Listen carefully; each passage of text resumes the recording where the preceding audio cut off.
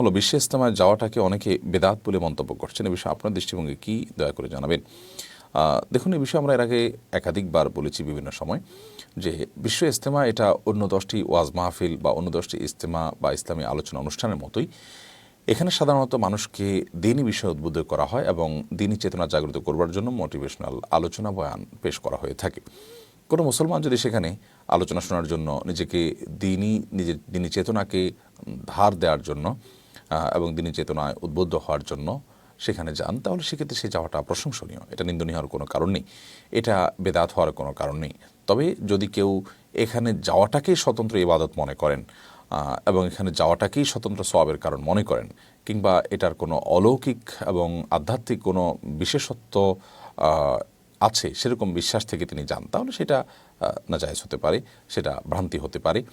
আবার অনেকে বলে থাকেন যে সেখানে অনেকে যান হজের মর্যাদা সেখানে পাওয়া যাবে, বা হজের সমান সওয়াব পাওয়া যাবে, বা হজের চাইতে বেশি সওয়াব হবে সেখানে গেলে, এরকম বিশ্বাস থেকে। তো এরকম বিশ্বাস থেকে যদি আদৌ কেউ চায়, তাহলে সেটা অবশ্যই গর্হিত হবে এবং বিভ্রান্তি হবে, সেই যাওয়াটা গুনাহ হবে, বেদাত হবে। তবে আমার বিশ্বাস এবং আমার ক্ষুদ্র অভিজ্ঞতা হলো যে লক্ষ লক্ষ মানুষ যারা সেখানে যাচ্ছেন, তারা ওয়াজ শোনার জন্য, আলোচনা শোনার জন্য, বয়ান শোনার জন্য যাচ্ছেন, সেখান থেকে বয়ান শুনে উদ্বুদ্ধ হয়ে আসার চেষ্টা করছেন। এবং এই যাওয়াটা এবং এই যাওয়ার জন্য আয়োজনটা এটা নাজায়েজ বা বিদআত হওয়ার কোনো কারণের মাধ্যমে আলহামদুলিল্লাহ বহু মানুষ নামাজি হচ্ছেন, বহু মানুষ দিনের দিকে অগ্রসর হচ্ছেন, সেটি অবশ্যই প্রশংসনীয় দিক।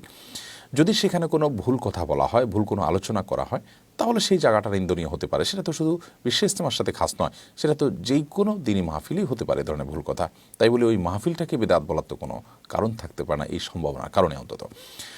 আর ইজতেমার শেষ দিন, বিশেষ করে মোনাজাতের দিন, দূর দূরান্ত থেকে অনেক মানুষ অবশ্য যান সেখানে এই উদ্দেশ্যে শুধুমাত্র যে তারা মোনাজাতে শামিল হবেন। তো শুধু মোনাজাত বা দোয়ায় শামিল হওয়ার জন্য দূর দূরান্ত থেকে বা যাওয়ার কোনো দৃষ্টান্ত বা নজির শরীয়তে নেই। দিনই আলোচনা শোনার জন্য যাবেন, সেটি মৌলিকভাবে প্রশংসনীয় এবং তার মাধ্যমে আমরা উপকৃত হব, এতে কোনো সন্দেহ নেই। সেখানকার আলোচনার যে বিষয়বস্তু আছে, বক্তব্যের যে বিষয়বস্তু আছে, সেগুলো আমরা যেমনটি বললাম সাধারণত মোটিভেশনাল স্পিচ হয়ে থাকে। অতএব মোটিভেশনাল স্পিচ শোনার জন্য আপনি সেখানে যাওয়াটা, এটাকে নিন্দনীয় মনে করা বা বেদাত মনে করার আমি কোনো কারণ অন্তত দেখছি না।